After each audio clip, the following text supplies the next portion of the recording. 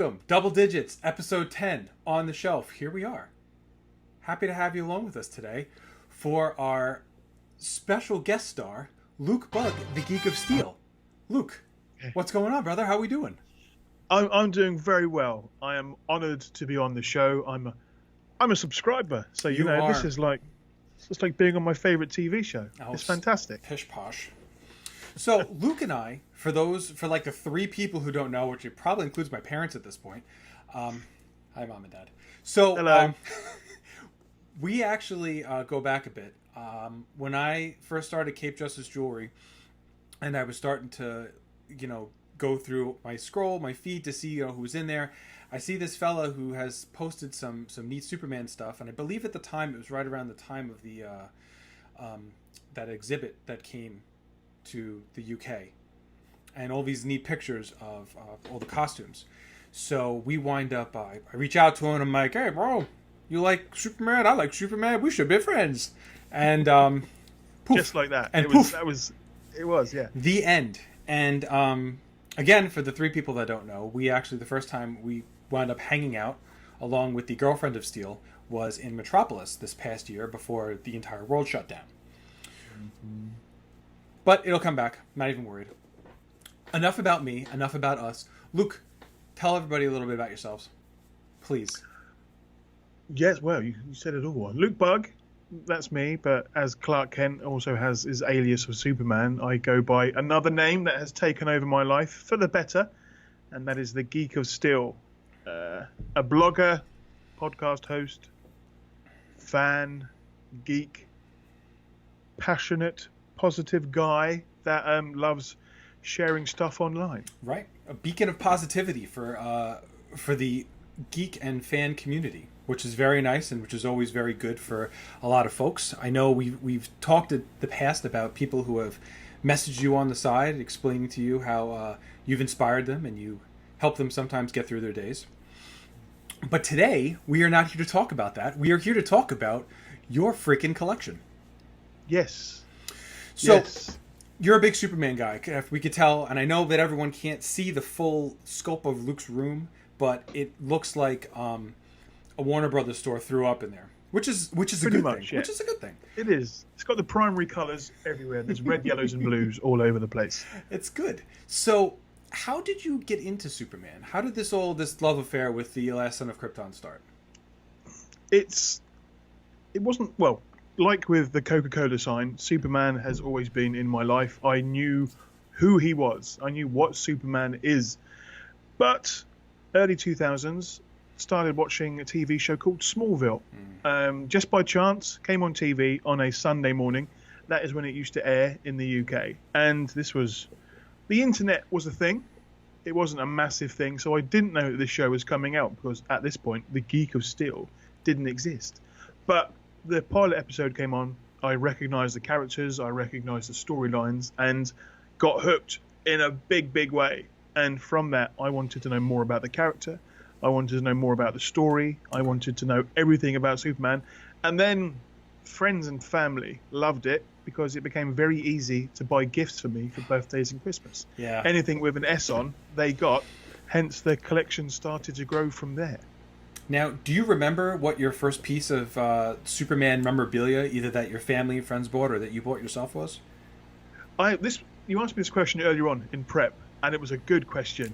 And it was the Alfred E. Newman Superman, the Me No Worry, with the Y fronts on the outside, and that is safely stored away with a couple of the Superman Mad comics from the late 70s. But that was my first kind of purchase from an actual comic shop as well.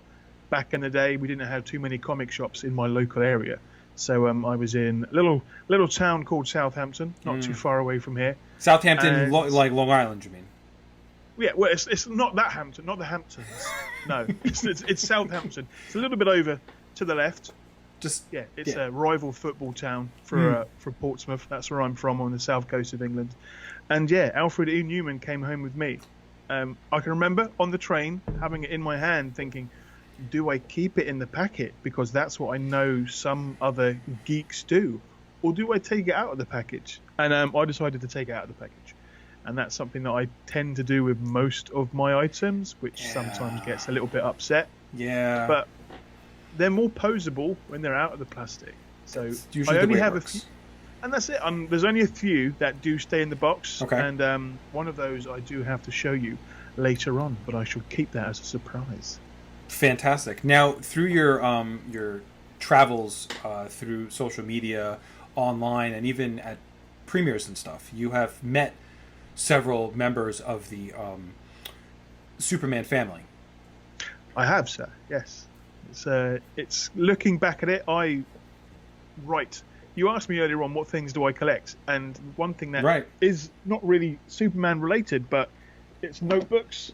I've got notebooks upon notebooks wherever I go, because I love to write, whether it's ideas, thoughts, worries, questions, and every time I go on what I call an adventure to London, whether it be to a premiere or a Comic-Con or a festival, I will write it down when I come home. And yeah, I've met Mr. Zachary Levi. I went to London and met James Wan at the Aquaman premiere. And yeah, it's a life that I didn't know existed until I kind of made it happen for myself, and one that I thoroughly enjoy and wish to continue doing for as long as people will let me do it, because I know it's not down to me, it's down to the people that I like to entertain online. It's for the fans. That's it. For the fans, but but not your OnlyFans account. We're not going to get into your OnlyFans. That's something completely different. So you said you have a lot of the books, and I know even from conversations before we've talked about your ledgers and stuff that you've kept. Which is your favorite? Which is like your favorite style of the ones that you have, the stack there? Anything that's leather bounded. I do like the feel of something that's a little bit more, a little bit hefty. So I've got, when these came out, which was the Daily Planet Journal, I bought about 5. I've got about 2 left. Moleskin brought out a very few nice Superman ledgers a few years ago, and yeah, bought those in bulk as well. Every now and then I'll get an eBay notification saying, "Oh, we think you might like this," and I'm like, "Yes, Mr. eBay, I do like that." eBay is the devil. It is, but I love journals and I do love filling them up as well. So, not just to look at. Well, good. So now, going back to a question that we asked before that you started to touch on, let's see some of your. Let's do a little show and tell. Let's see some of the items in Luke Bugg, the Geek of Steel's collection. See, at once upon a time, before the Geek of Steel came out, Instagram was just a way for me to record my collection. Right. It was LS Bugg. Those are my initials, and that was my Instagram page, and I used it as a photo library. I didn't know that other people could see my photographs until I started using hashtags, and then from there met other people online with they liked what I did and I liked what they did, and it snowballed. So yeah, I like collecting weird and wonderful things, not necessarily the mad stuff. This was this is just one that it's got a fun story behind it. Mm-hmm. I don't like these puzzles at all. I hate them because I have no patience. Nope. And I've got fingers like sausages. It's a medical condition. I finally fixed this once many years ago. Okay. And then one of my wonderful nieces of steel came round, and I could hear that in the background. Turn round, and it had just gone to pot.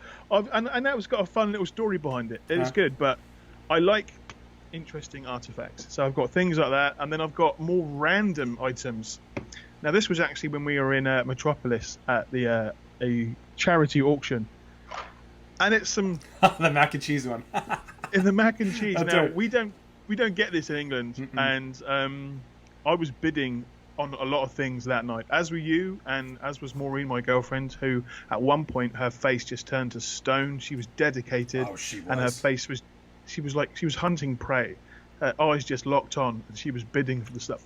But I saw this go up, and I think I was the only person that was bidding on it. But I said $10, and it became mine, and I was very happy.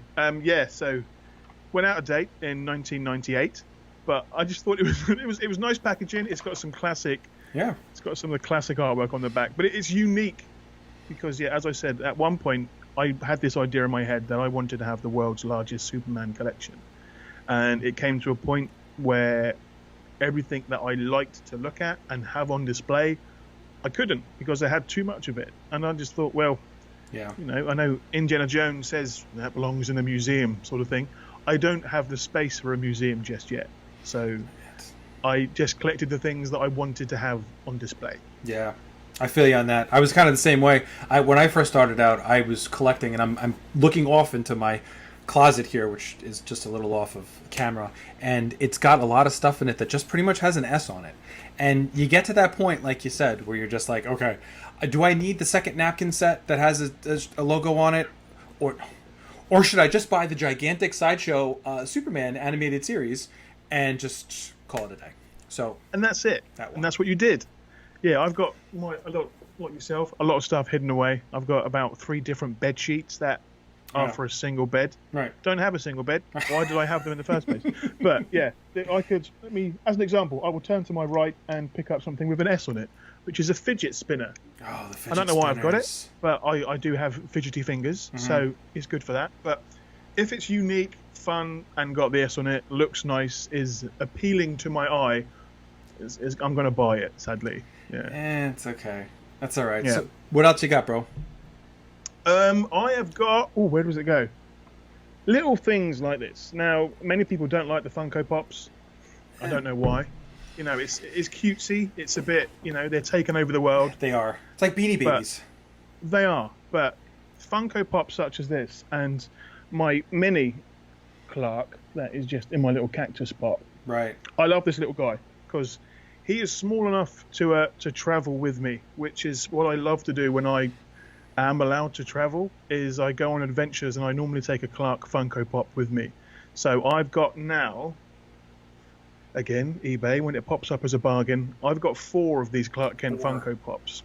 Because I just never know, because I'm clumsy and forgetful. It's not happened yet, but I will go to an exciting place and I will leave a Funko Pop around. But I've given some away before in the past. Okay. I like to sort of leave little mementos of me in a place. There was Sissy's coffee shop where we both enjoyed our time in Metropolis. There's a fantastic photograph of you sitting down in the window in costume, which I just adore. It was like a Rockwell painting. You were just there with that. And on my last day there in Metropolis, I gave them a Superman Funko Pop with a Geek of Steel sticker on the box. And he's still behind the counter. So that means that I'm always in my favourite coffee shop enjoying their cookies. I did like their lemonade. Fantastic lemonade. Yeah. In the hottest place I've ever been, their lemonade was a lifesaver. But yeah, I like collecting things that either give me a memory of a place or it make me happy. I used to have a little Lego Superman on my keyring for years until his face rubbed off. There was nothing left apart from a little bit of a tatter of cape. So now if I go somewhere special and it's time to get a new keyring, I will get a Lego Superman keyring to sort of say, oh, this is my souvenir of that memory, so I can make that memory live on with an item, as it were. Okay, all right, that's fair. That's fair. So, what would you say is your largest piece of Superman memorabilia? I'm not talking expensive, like I'm talking like size-wise. Because I mean, I see like you have like the Henry poster behind you. I could see Christopher Reeve. I could see Christopher Reeve little picture collage thing behind you. I believe are those the Polaroids from the phone? They are from Superman 3, the phone. But they are. Good eyes. It's a fun little. You can get them off Google. I did Google them, but they came on sort of actual the photo booth type camera roll. And I thought I need to put them on display somehow. So yeah, they went into a little picture frame with that. I think my largest piece in my collection is a banner that came from the Superman celebration again. It was the first time I went there, and Brandon was there. He was there, sort of their guest of honor. Right. So I got lots of things signed from him. But at the end of the charity auction, somebody came in with the big banner that was behind him when he was signing photographs all day long, and they were like, "Oh, can we? We've got this to give away." I was like, "Don't give it away. This is a charity. I will give you some money," and sort of some money passed hands because I knew it was going to go to a good cause, and then had to sort of think of a way of how to get that back to good old England. But yeah, it was a big item. It's in storage because I've got nowhere to put it. Yeah. But I think the largest thing that I've got on display, which I will send you a picture of because he is securing me, he's by my side right now, is my Henry Cavill cutout. It's not life size because he's a little bit taller than me, but it's a big piece, and it's just a fun one to have around. So it was a kind of like a Home Alone scene sometimes. If I'm coming home, I can see his silhouette just standing there behind the curtain, which is a bit eerie. Yeah, it's a little bit creepy, but that's okay because it's Henry, so It's fine. It's fine. So, who would be your favorite Superman then? Is it Henry? It changes like the wind. Okay. I mean, I love anybody that plays my superhero, brings my character to life, and tells his story. Henry Cavill, though, yeah. I mean, Not everybody. Sadly, not everybody, no. But Henry Cavill, I managed to meet for a very short, brief moment of time, which was fantastic. I would much love to him to come on the podcast of Steel one day. It's always a possibility. I'm always trying new methods of ways to get him on the show. But right now, for the potential of him hopefully coming back as Superman, Henry Cavill is up there. But just the other week, I had a Superman watch-along party, and you came along as well, and we all sat down and watched Superman 78. And for in an instant, Christopher Reeve again was my favourite Superman. It can change, but right now it's Henry Cavill. Absolutely, and I think the one method you haven't tried yet to get Henry on the show is actual kidnapping. Yeah, he's a big lad. I'm not going to be able to take him down at all. He's a big fella. And he can run, so I can't even chase after him. That's the no. But listen, it's all about working smarter, not harder. So you get a blowgun, you get a blow dart, With my luck, I would inhale instead of blowing, and I would just get a dart in the back of the throat. That's not going to work either. I'll just try the old-fashioned way of begging and pleading. Yeah, that works too. So you have obviously a very also, I believe, lengthy Superman graphic novel comic book collection as well. Don't you have a bunch of the pieces as well? I do. Okay. Well, most of my comics are probably behind me. You might be able to see. I've got my shelves of steel back there, and I mean, it's again they've overtaken my life. I've got boxes now elsewhere of where graphic novels are. There was a time in my life where I couldn't go past a comic shop or a bookshop without buying a graphic novel. Many years ago, I traveled around Malaysia and Singapore, and it was a fantastic holiday. But the final 2 weeks were spent sort of just going around a lot of the shops in Malaysia. And at the time, it was a good time for a comic fan because they were very cheap to buy comics in Malaysia. Yeah. So my suitcase was filled with graphic novels and comics. And it came back and had to pay quite a bit more, if I can remember, because it exceeded the baggage allowance. But I got comics for cheap, but in the long run, probably would have cost me exactly the same to get them back home. Yeah, but also like you said, it's you got them not in the UK, you got them elsewhere, you got them in another country in your travels, and so it means something more to you that you got them rather than just walking down the street. Even though supporting local businesses and local comic shops is something that we both do, it's still, like you said, it's all about the memories. And it is, and I can often remember where I read, say, that graphic novel for the first time. I've got a few that I ordered from Midtown Comics, your part of the world, that I can remember reading for the first time, just sort of taking some time out in Central Park and reading a comic. I can make myself feel happier sometimes with a comic book, not just for the storyline, but it brings back memories of when I first read it. The first time I read Death of Superman, one of my favourite all-time storylines going across all the different versions. I got that book for Christmas, just the original compendium, and I've read it time and time again. It is dogged, it is very old and tattered, but it still brings me happiness to read that copy than a brand new copy in a way, because I've already turned those pages, so I know where the story's going with the next one. Right. What would you say? So Death of Superman obviously is one of your favorites, as is mine, as is a lot of people, Superman fans. What would you say is like one of your other favorite storylines with Superman? I love All-Star Superman. Kingdom Come is a fantastic read. It's a very long read. Emperor Joker is a insane story. Very dark at times, very mad and funny at times, and it's got some classic Superman late 90s, early 2000s artwork. Great artwork. Fantastic. But Red Sun is up there. I love variants. I love a sort of an Elseworld story. True Brit, co-written with John Cleese. It's not everyone's cup of tea, as it were, because I know it didn't go over in some parts of America too well, because it's got that very dry English wit to right. it. But it is a hilarious read. Basically, it's the story of Superman if he landed in England.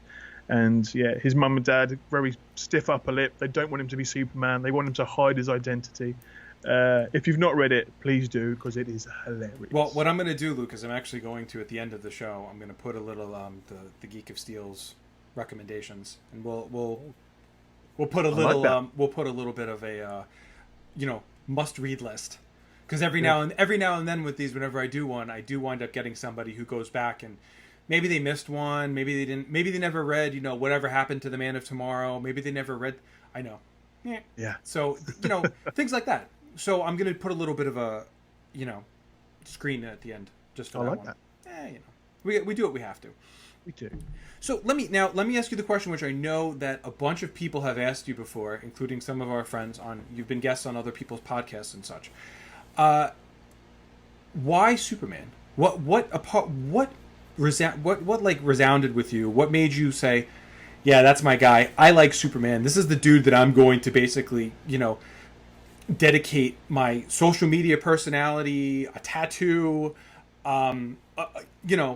your whole life, basically. Let's really call a spade a spade. Pretty much. It is. It's my whole. It's a big part of my life. It's the hope of a better tomorrow. In a way, I have always been one for looking for the positive.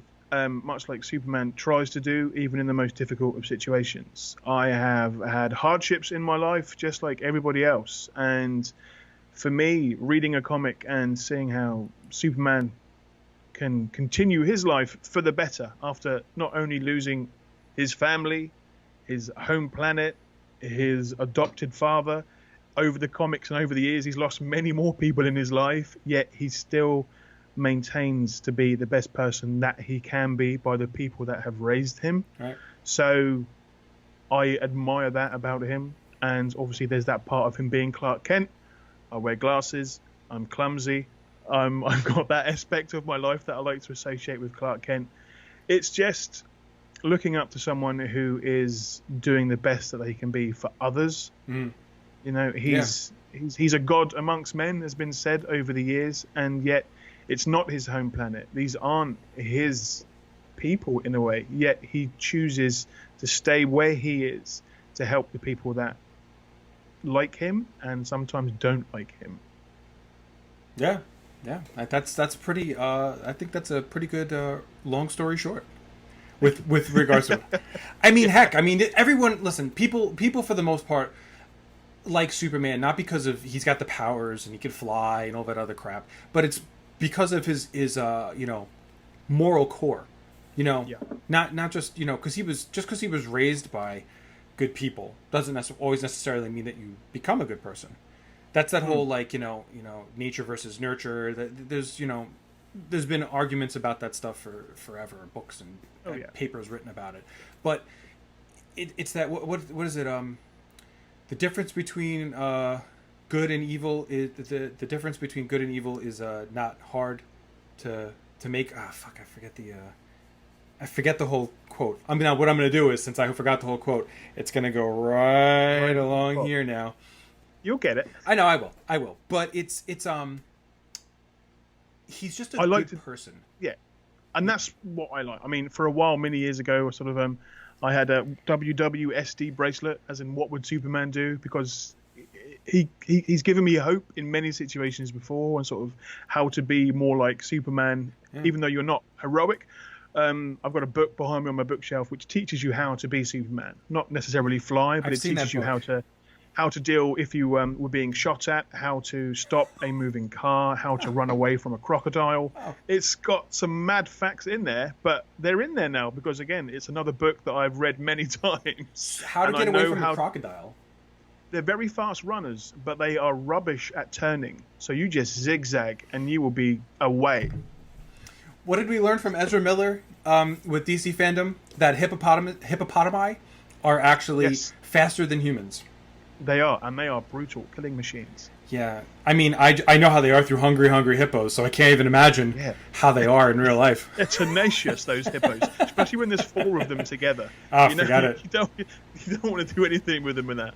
No, that's just like free candy. It's the same thing That's it. with my coworkers. It's terrible.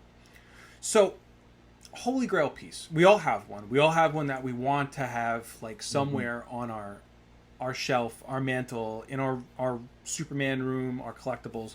You know, I've spoken about mine. I would love to have an original Christopher Reeve worn anything. What would be yours? For me, it's one of the most expensive things, and that would be an original copy of Action Comics #1. So I've seen one from a distance in a museum that was tattered and torn and loved and dogged.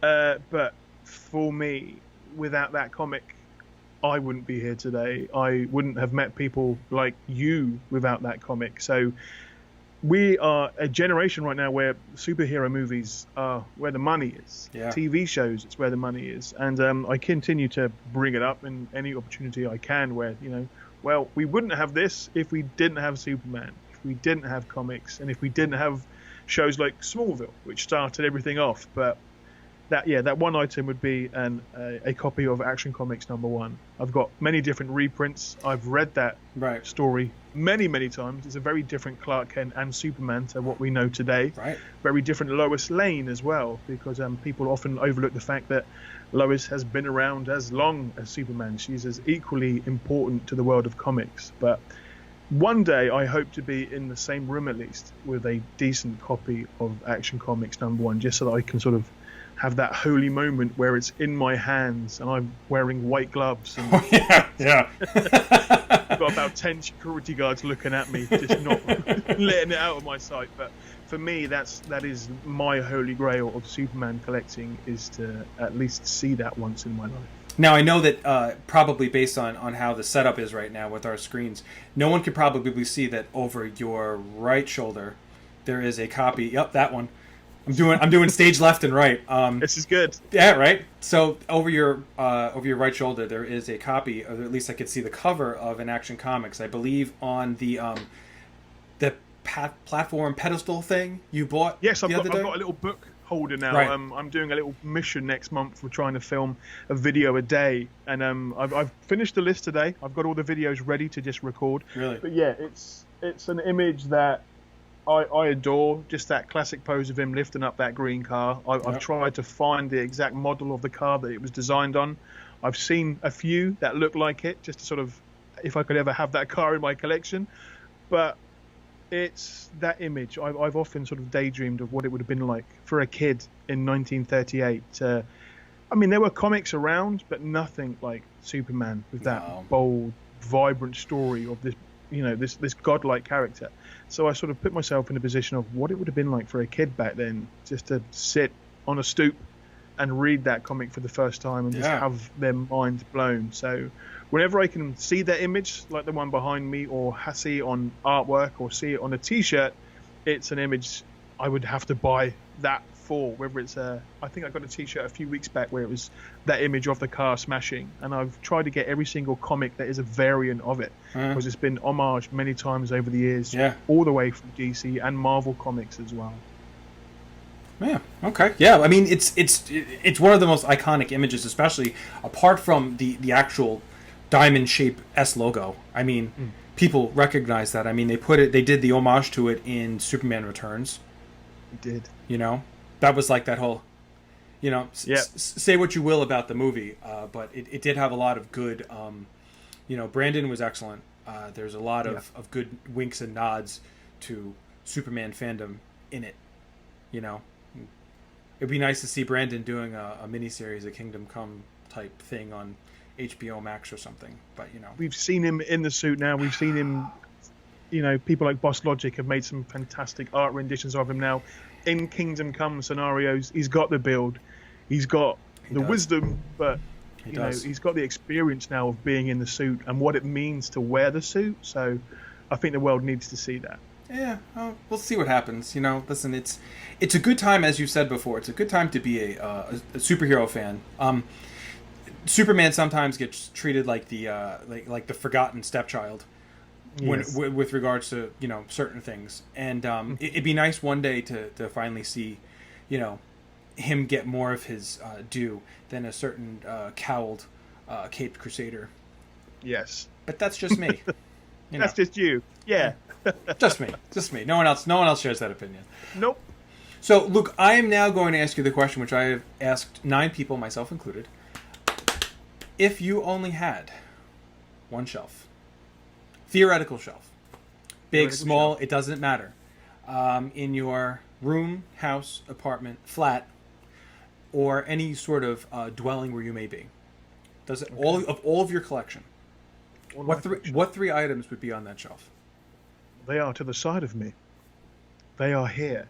They represent 3 different times of my life, 3 different eras, as it were. Okay. And the first one, something that sort of it's a little bit like the world of Superman, is the fact that my father passed away when I was 15. And, growing up without a father figure, as it were, trying to find my way in the world and do him proud, as it were, was something that I took very seriously and still do to this day. And I can remember clearly, on the day my father passed away, my sister, mum, everyone, we were devastated. And one of the questions that my sister asked herself and everyone else is, who's going to walk me down the aisle? And that, as a 15-year-old kid, hit me like a million knives to the chest. Yeah. But my sister grew up. She met a lovely man who is like a brother to me. And on one day, my sister asked me, will you walk me down the aisle? And I did that. One of the proudest moments of my life. Awesome. And a surprise at the wedding, at the reception, she gave me a present. And it was this. Let's just step back a little bit.